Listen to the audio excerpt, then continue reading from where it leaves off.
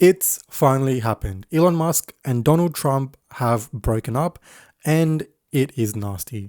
And what coincidence, this happens on Pride Month. So let's get into it and let's see why these two lovebirds broke up in the first place. This was something of a political marriage of convenience, a case of Elon Musk having previously been more of a left-wing figure, but in that sort of libertarian, sort of grey zone, hard to categorise. Left wing is doing a lot of heavy lifting here. I honestly think that Elon Musk does not care about anything, and most billionaires, they don't care, but it's just convenient. Elon Musk, he's tech savvy, electric cars, he's doing all of these lefty things. So he thought that the left wing, the left political space was for him to get cozy up. But yeah, I think he was never a lefty. He just wanted to cozy up with whoever liked electric cars, whoever he thought his market base was lefties and liberals who bought his electric cars before Trump came along. It was a case of the enemy of my enemy is my friend. Elon Musk was more concerned with the possible implications of a Joe Biden second term or what the Democrats might do to his businesses. Even though Democrats are traditionally more favourably disposed towards things like electric vehicles, renewable energy, even space exploration, they had done a lot of big deals with Elon Musk's SpaceX. But last year, Elon Musk took the calculation that he was going to put his chips in with Donald Trump. He became the biggest single donor of the 2024 campaign, almost $300 million that he gave to Donald Trump and associated entities. Well, what's interesting is I'm pretty sure Ryan Grimm spoke about this on Breaking Points. Great show. You should check it out. In Elon Musk's book, his autobiography, I'm pretty sure, he talks about this incident where he played poker for the first time and he ended up winning a lot of money. And someone asked him how he won that much money, and he said he just kept going all in. And if he lost, he would buy some more. And then he's a billionaire, so he has an endless pit of money. So he just kept going all in again and again until he won. And I feel like Ryan Grimm pointed out, that's exactly what Elon Musk did on Trump. He literally spent millions on Trump's campaign. And as much as he takes credit for it, I think a big part of the credit for Trump winning has to go to the Democrats because they run a dogshit campaign the entire time. They literally gave Trump the presidency on a silver platter because Joe Biden didn't drop out in time. Kamala Harris was so, uninspiring. He's concerned about the amount of spending in the Republican bill that Trump wants to sign if and when it passes the Senate.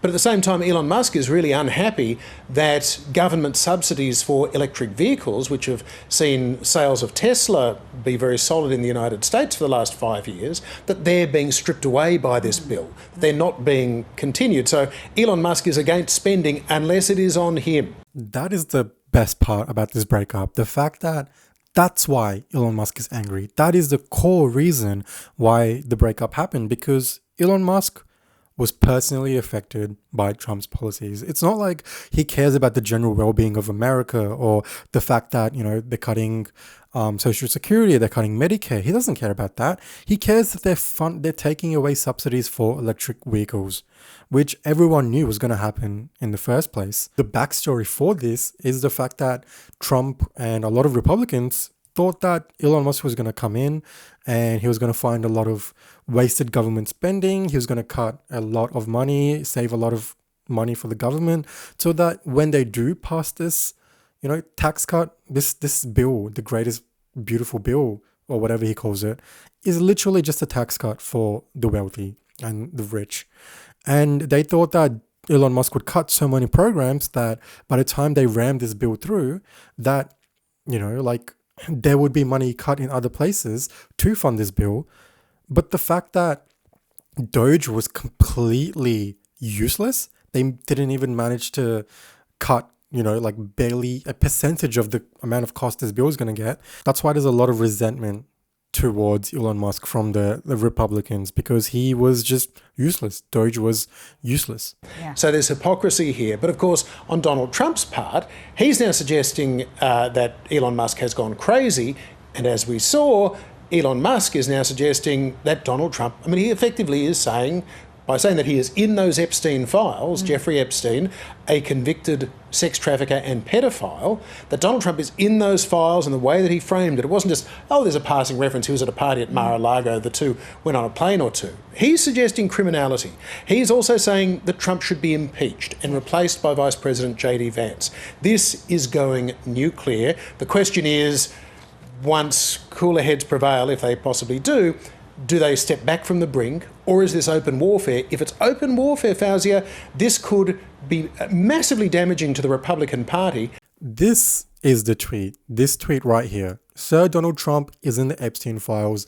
That is the real reason they have not been made public. Have a nice day, DJT. This idiot, what he doesn't realize is he's admitting that he knew that Donald Trump was in the Epstein files, which is something that we all knew. Everyone knew. They were literally, there's photos of them together. But the real point is, he let this guy around his kids, and he is admitting that he helped Donald Trump, even knowing that he was in the Epstein files. So this is literally a punch in his own face, because whatever he accuses Trump of doing, he knew.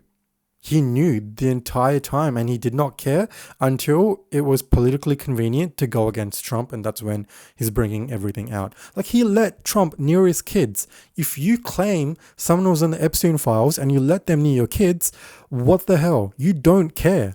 So why do you even bring it up? Why bring this up? Why even tweet this in the first place? You know, not like it's breaking news or anything. Everyone knew this. Whose loyalties will now be torn between Donald Trump, who has become their dominant political figure of the last decade, and Elon Musk, who is their dominant donor and potentially represents this new strain of republicanism that Donald Trump helped to usher in. I'm not going to lie. I find Trump extremely funny. Like, the guy has charisma, and when he tweets, it's just so fun to read. Like, the easiest way to save money in our budget, billions and billions of dollars, is to terminate Elon's governmental subsidies and contracts. I was always surprised that Biden didn't do it.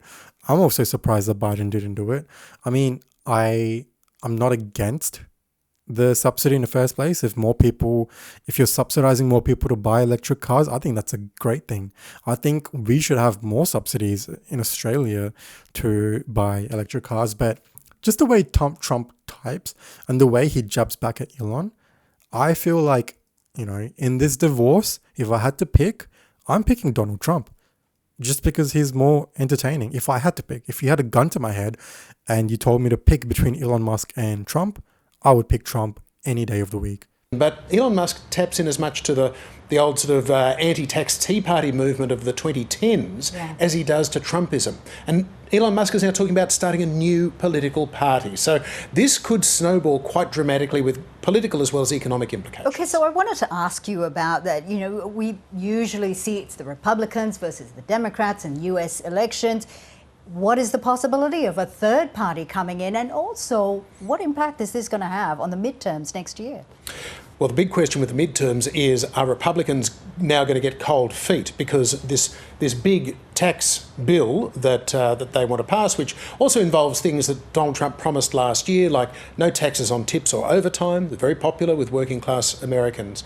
But this bill also potentially will see 10 million Americans lose their health insurance coverage under the Medicaid program, which is for the poorest Americans and for those with disabilities who are unable to work.